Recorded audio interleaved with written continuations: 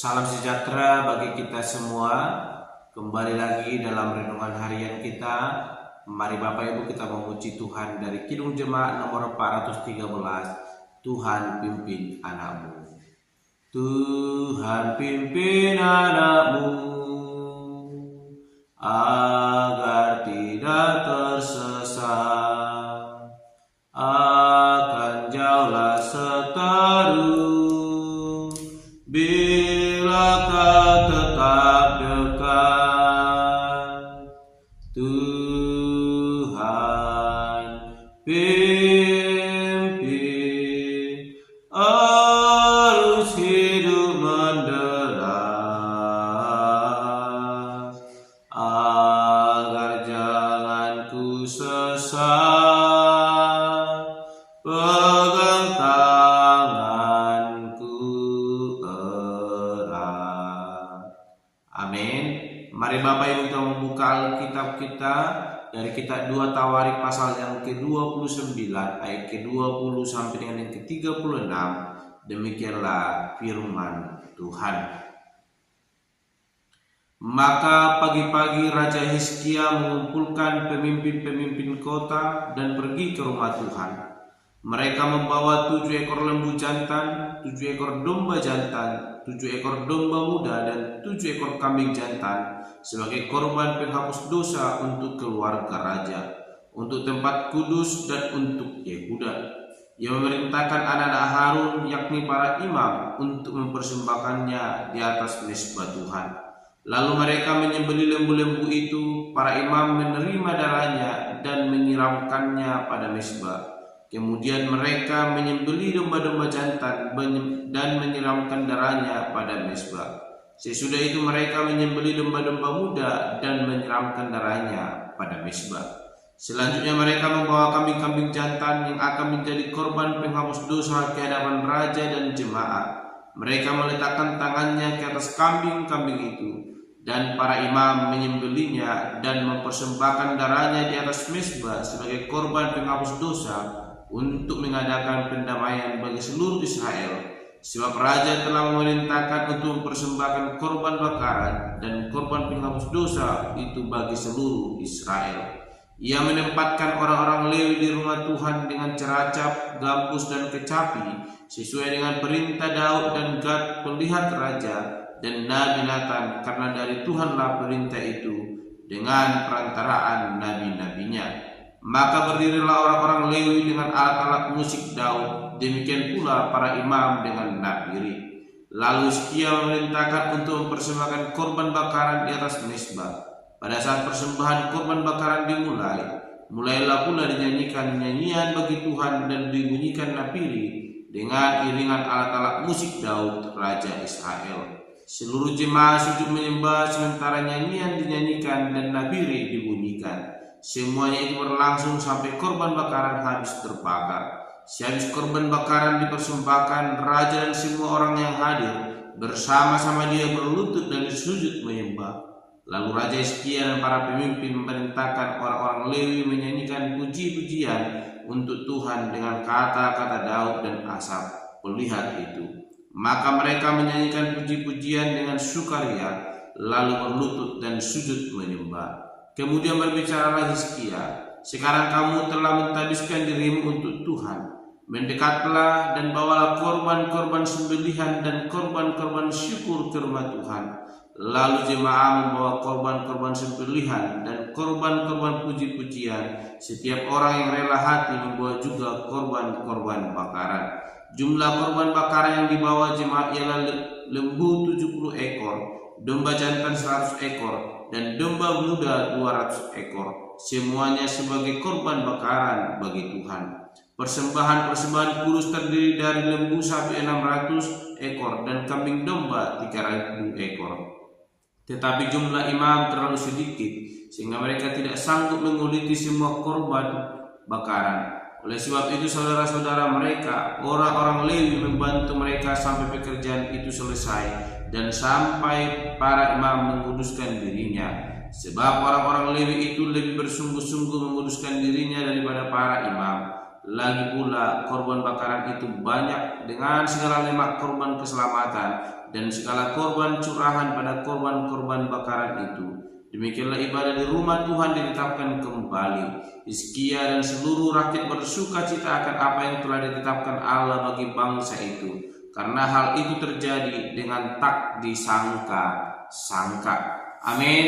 Bapak Ibu saling terkasih dalam nama Tuhan Yesus Kristus, kita kembali merenungkan firman Tuhan bagaimana Raja Hizkia boleh kembali menguduskan diri di hadapan Tuhan Allah, atau menguduskan kembali rumah Tuhan bersama dengan rakyat yang ia pimpin. Sehingga tema firman Tuhan pada hari ini yaitu menguduskan diri di hadapan Tuhan. Sekali lagi, menguduskan diri di hadapan Tuhan.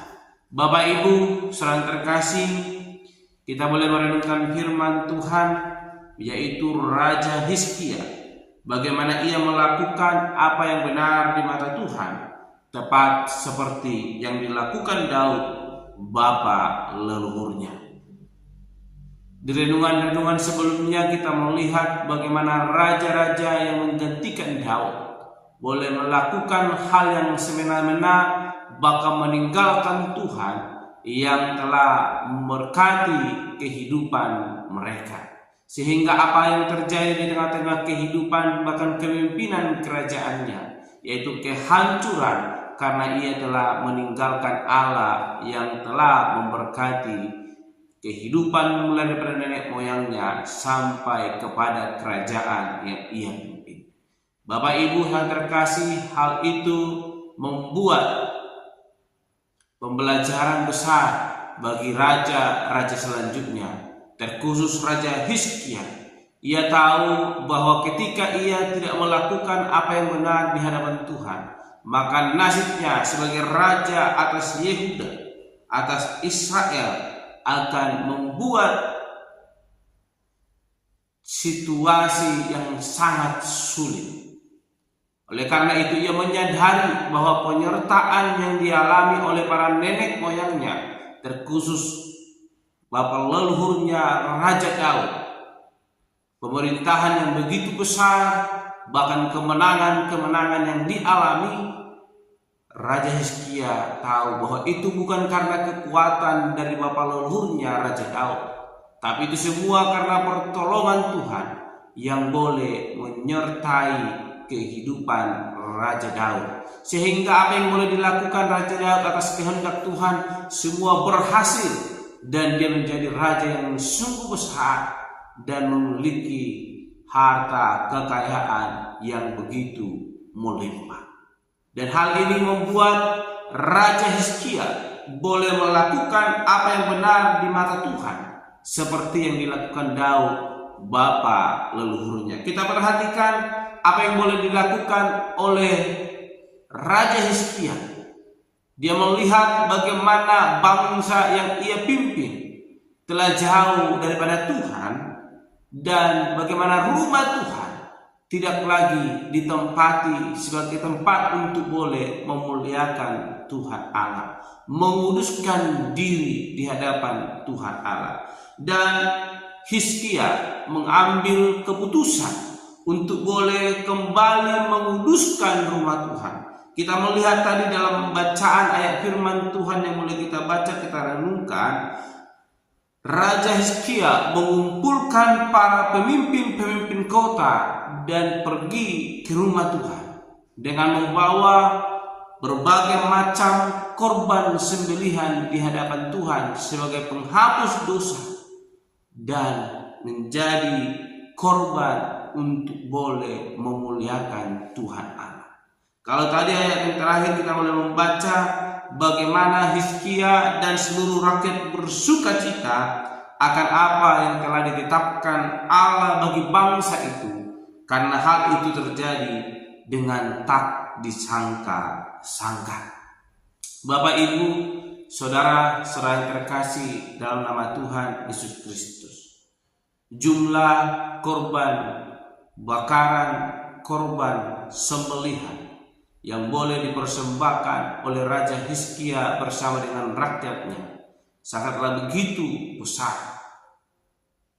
Dia boleh mempersembahkan itu untuk boleh kembali menguduskan rumah Tuhan yang telah ditinggalkan para pendahulunya, sehingga membuat Allah murka dan menjadikan kepemimpinan mereka menjadi kacau.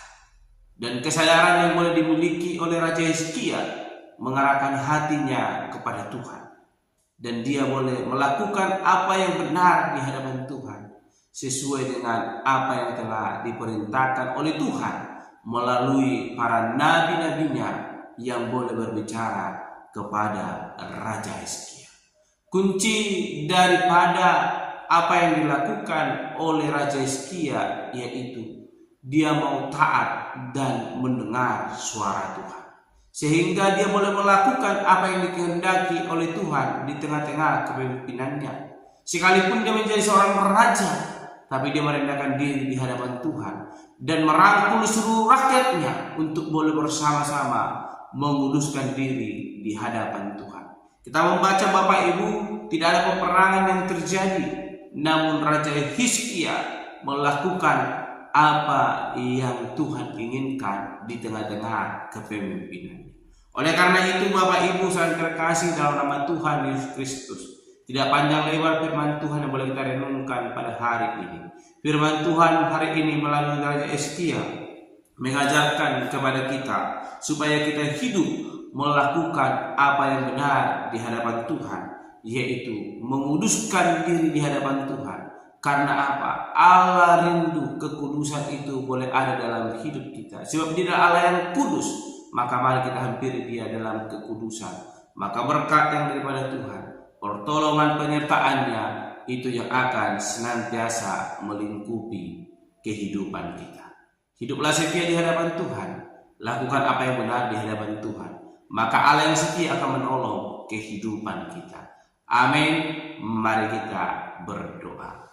Bapa Surgawi, kami kembali bersyukur untuk kebenaran firman Tuhan yang boleh kami renungkan pada hari ini, yang mengajarkan kami untuk menguduskan diri di hadapan Tuhan, melakukan apa yang benar di hadapan Tuhan, boleh melakukan apa yang Tuhan kehendaki dalam hidup kami. Kami belajar dari Raja Hizkia yang melakukan apa yang benar di hadapan Tuhan, yang melakukan apa yang dilakukan oleh bapa leluhurnya untuk boleh memuliakan Tuhan, sehingga ia boleh menguduskan bait suci Tuhan, boleh kembali untuk boleh memuliakan nama Tuhan.